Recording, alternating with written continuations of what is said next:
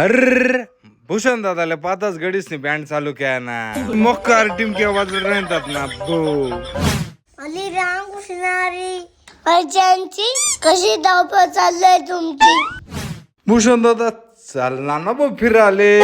टपने मारी दुराट वा आमोन्या डोंगर ना घाट चढी चाललो हो नीटच नजारा शे काय का त्या ढग वा वा वा हो नजारा ना आनंद फक्त आमना गावस मास पावाली भेटस यार इतकं भारी वाटस पहा ना तुम्ही किती मूड फ्रेश होईल असं एकदम पावसाळा मग आपण या डोंगराचं जाणं बरं का आपल्या सगळं फिरायला ज्या आपल्या शेतकरी पोर नोकरीला शेत बाहेर त्या म्हणतात वावरणे करणे सर्वांनी आठवण येस मस्त वाटस म्हणे करा शेअर ते आपला मित्राले जो बाहेर नोकरीले शे आणि खास करी आपला फौजीसले सेल्यूट शे बर का इकडे पाच दणदणीत अभ्यास चालू शे भो अरे कुठं कुठं खेळणार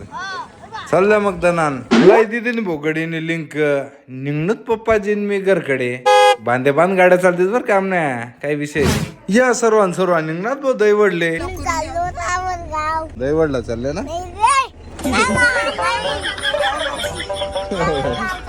घर एकटा राहणं तर काहीतरी रिकाम उद्योग सुस्तच गाडी जाईन घेतात बपर टाकी थोडासा त्यांना मा